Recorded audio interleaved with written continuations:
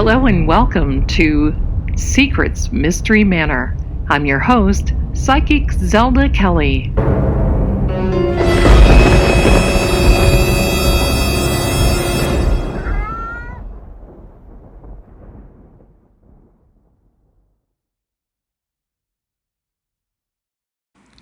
Warning: this podcast may contain sensitive material. It is intended for mature audiences only. Viewer and listening discretion is advised. Hello, and welcome. Thank you for coming back to see us here at Secrets Mystery Manor. It's a gloomy, stormy night here. Oh, we're going to set the center stage very well for this story because we've got murder, mystery, and, well, lots of questions that I have in this story, and I think that you will too. But let's get to it, okay? We're going to talk today about the Witch of Banat, or the Witch of Vladimirovac, whose name is actually Anna di Pistoia, and is best known for her name as Baba Anujka.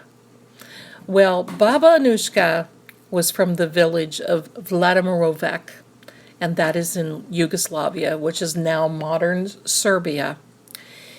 This woman poisoned, at the very minimum, 50 people, and they're saying that actually it was close to 150. This took place in the late 19th and early 20th century, and this woman, well, she lived a very, I'm going to say private, but very colorful life. Baba Anujka, in her earlier life, in her younger days, grew up in Romania. She was born in 1838, although she said she was actually born in 1836. And she was born to a rich cattleman who moved to Vladimirovac in the Banat military frontier province of the Austrian Empire. And this was around 1849. And now you can hear Shaggy chiming in. Isn't it funny, though? Everyone is quiet as a church mouse until Mommy Zelda gets on the recorder and we want to talk about just stuff. There they are. They can chime in. I guess it wouldn't be an episode without them, right? Okay, so here we go. So anyway, so they lived, or they moved to the province of the Austrian Empire around 1849. From there, she actually attended a private school. She was very intelligent. She actually spoke and wrote 5 separate languages. That's interesting. She later on lived in her father's house, and at the age of 20, she got involved with a young Austrian military officer. And not only did he give her his heart, he gave her also a disease. Okay, I'll let your imagination fill in the blank. And he left her at the age of 20. And that messed her up. She decided that she was going to have a life of seclusion. And then she started getting into medicine and chemistry. And from there, she married a very wealthy landowner by the name of Di Pistoia, with whom she had 11 children. 11 children. Hello? She was busy while she was studying medicine and chemistry. Now, the interesting part is only one lived and survived to adulthood. And I say interestingly because as we get through this story, I wonder why only one survived. I don't know. Anyway, her husband was very much older than she was and died after 20 years of marriage. So after his death, she continued to pursue her chemistry studies and her quest into medicine. After his death, Baba Anushka made a laboratory in the wings of one of their house. Now, when you say wing, I guess they have money. You don't say, well, there's an extra bedroom back there. I'm just going to open up a lab. No, this was a wing of this house. Now, she had the reputation of a healer and herbalist in the late 19th century. And she was very popular in the area with the farmers' wives, and they all came to her for health problems, and she actually earned a respectable income, which enabled her to live extremely well in a luxury lifestyle. She produced medicines and actually gave mixtures to soldiers to keep them ill so they could escape military service. Wow. So now things are taking a little turn, aren't they? So, she also sold poisonous mixtures that she branded as a magic water or a love potion. Now, she sold mostly this magic water to women that were abused by their husbands.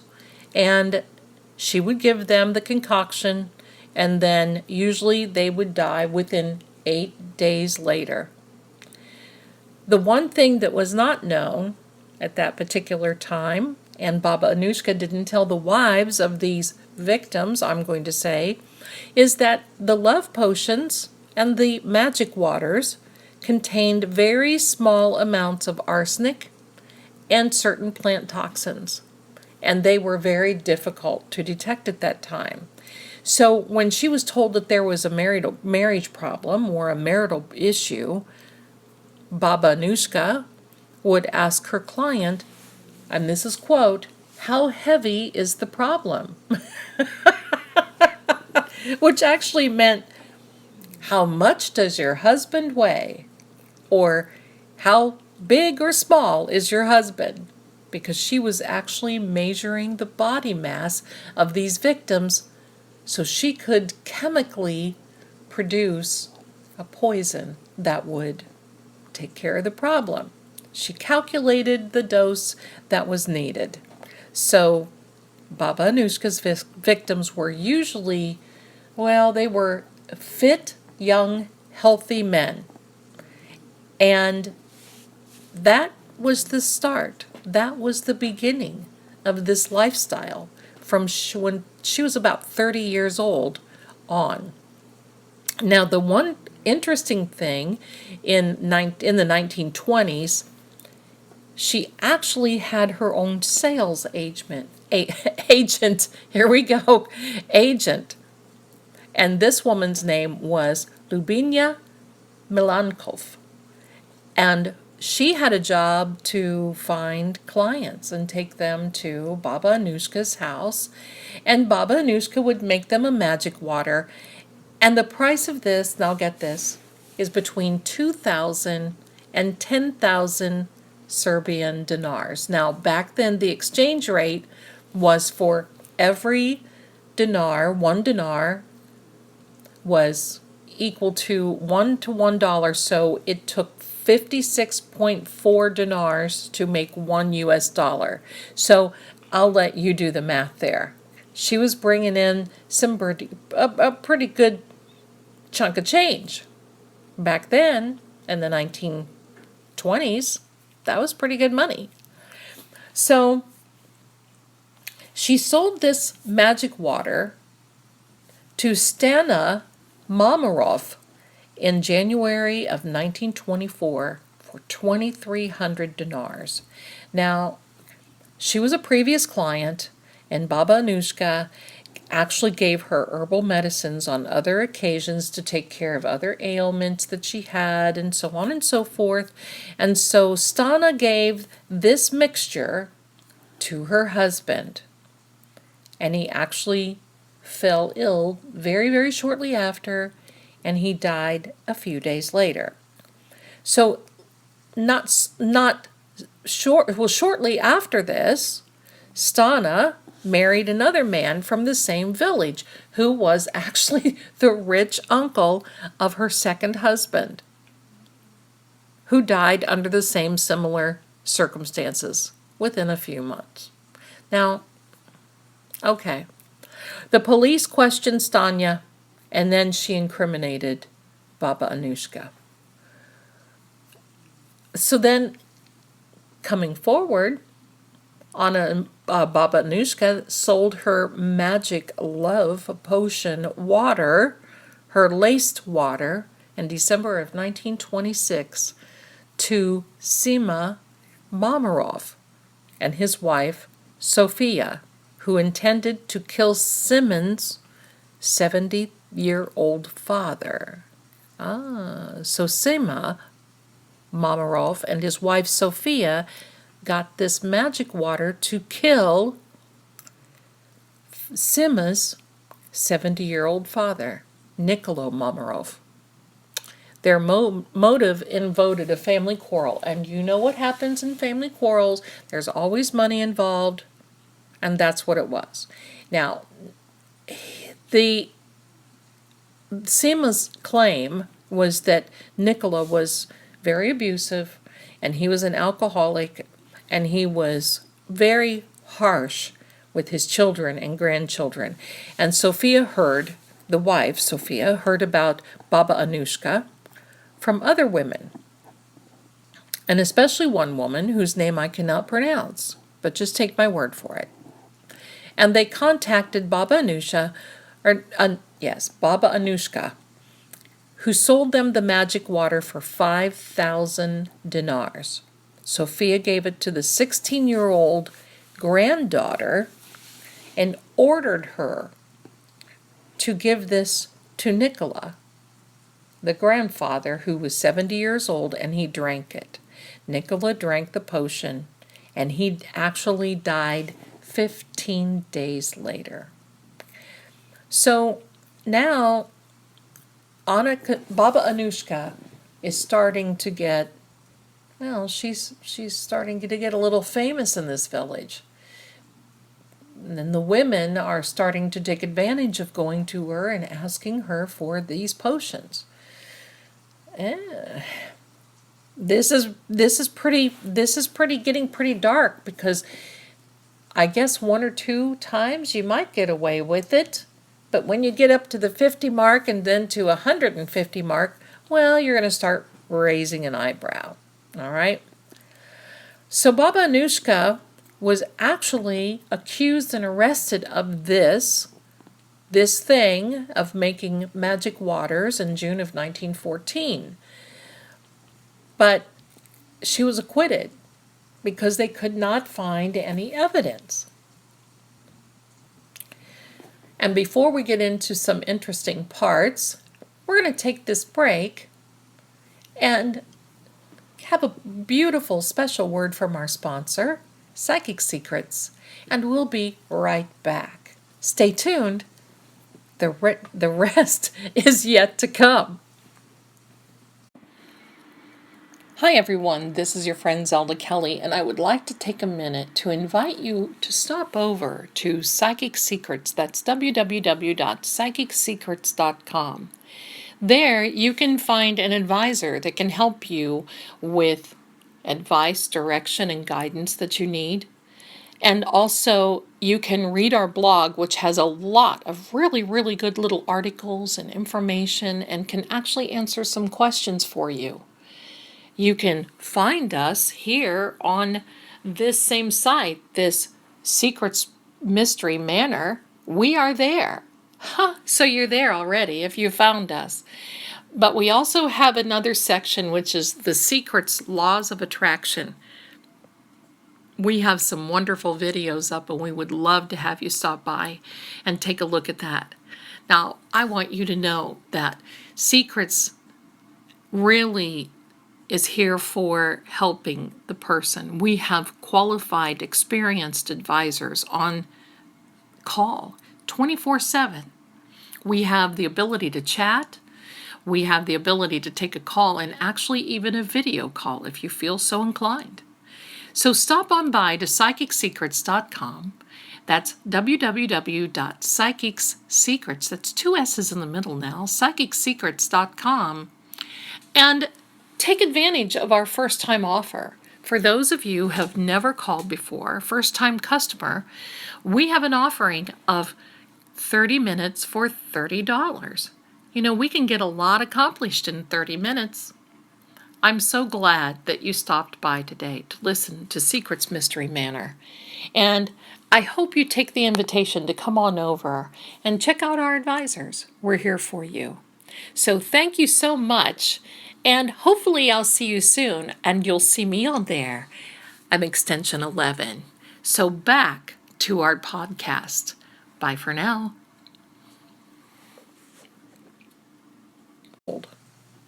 So all these people, Stana, Sophia and Simon Mamarov, Lubinya, Milankov, all these people that I cannot pronounce their names, bless their hearts, but they were arrested as well, and they were all charged for the murders of Nikola Mamarov and Mr. Ludowski, who was another gentleman that I couldn't find in this story except for right now.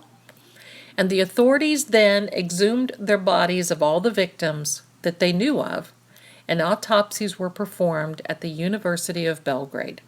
Now, you can imagine some of these people had been dead for years. All right, so now they found evidence and they went forward and had a trial. And in June of 1929, hearings took place on the 18th and 19th of June.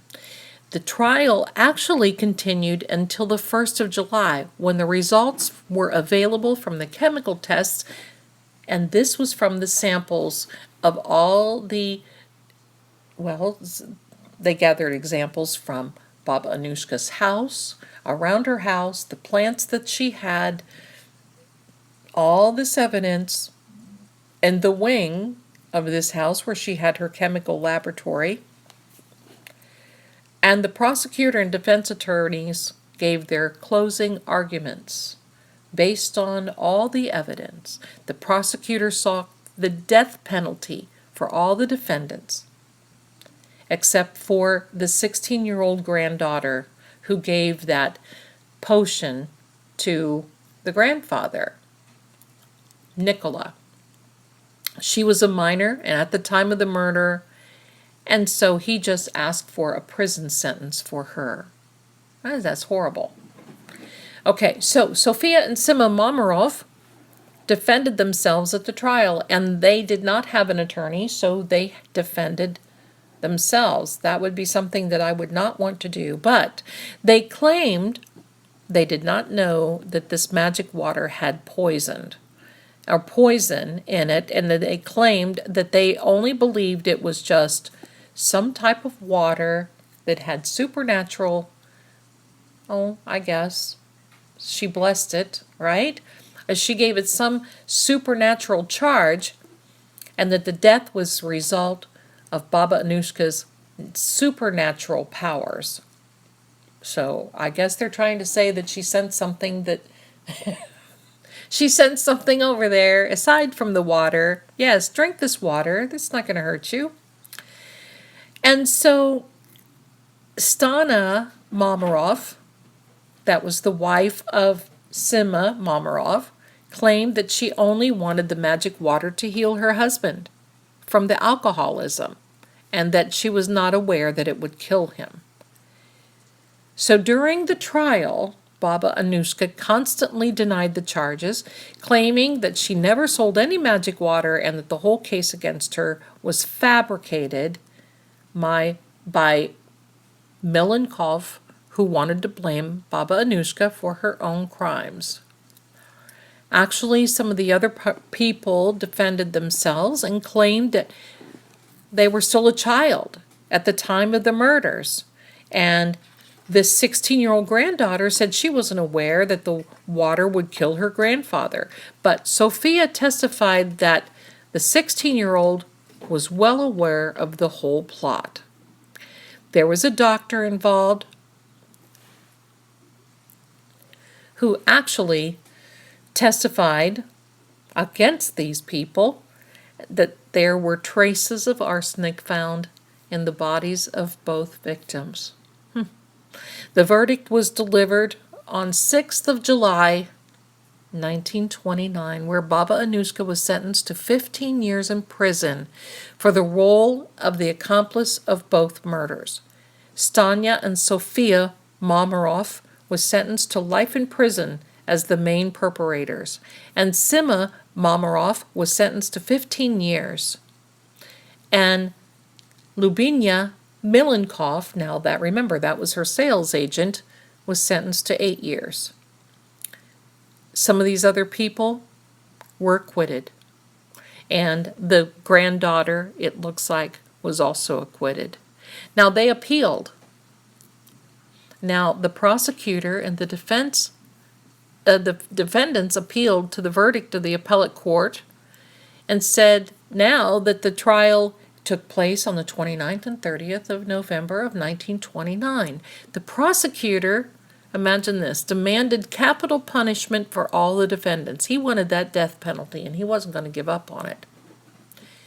After some cross-examination, Sima and Sofia Mamarov admitted that they knew that the poison from the start, but all the defendants stood by their previous statements otherwise and said they didn't have a clue. Okay.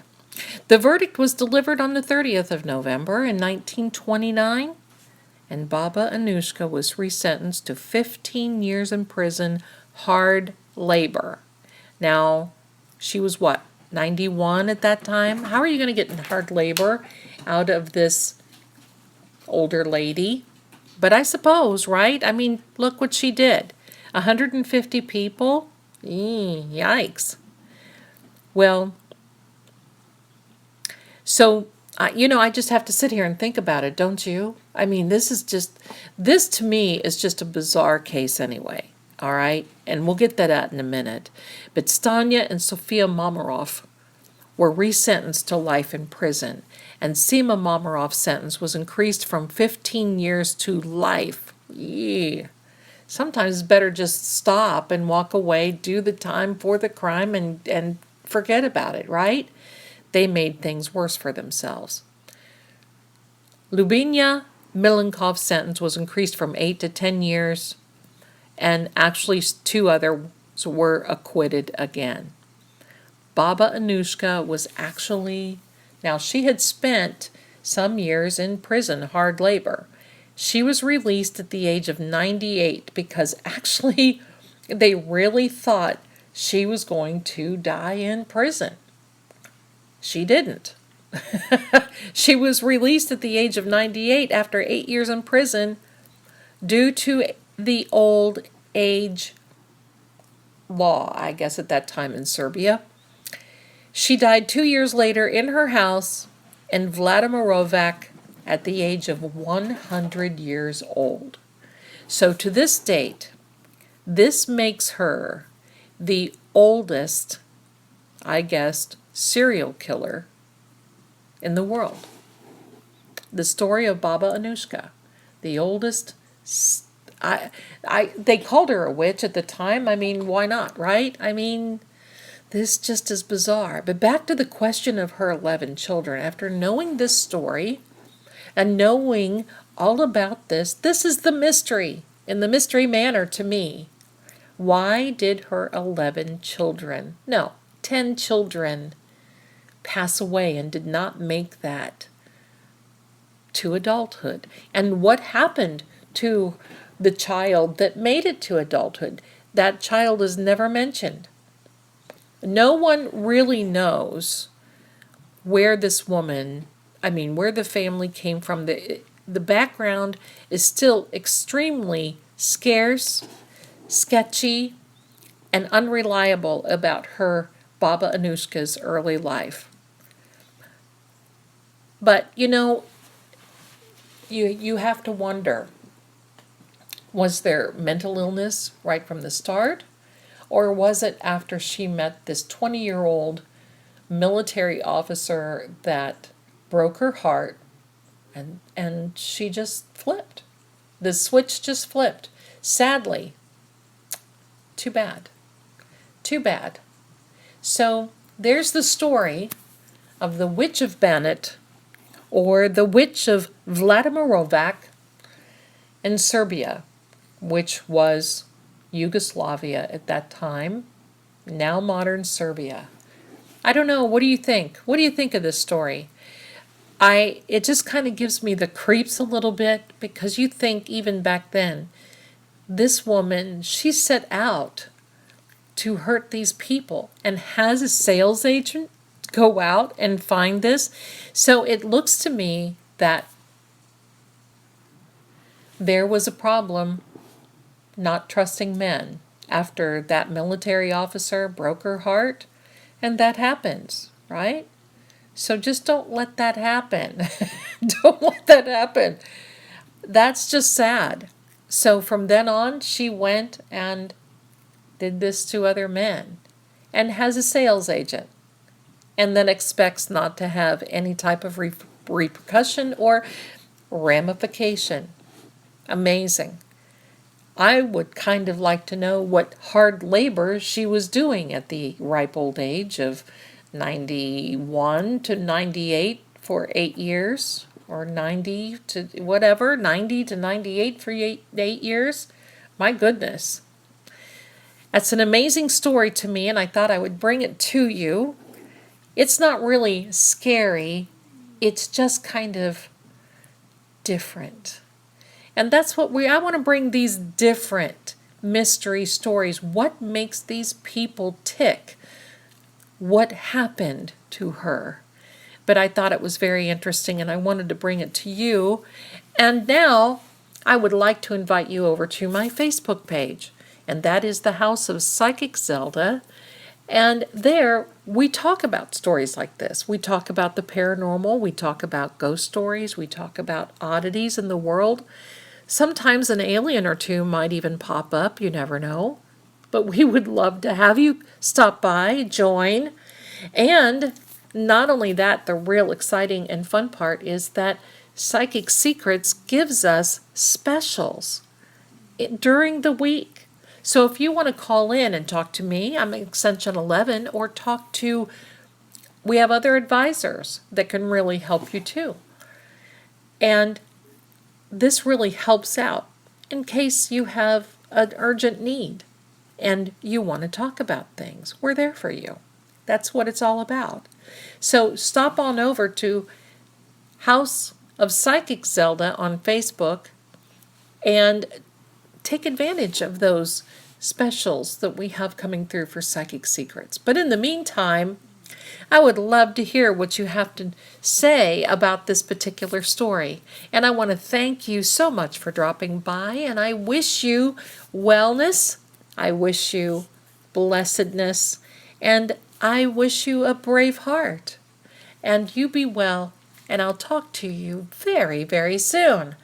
And take care, all right?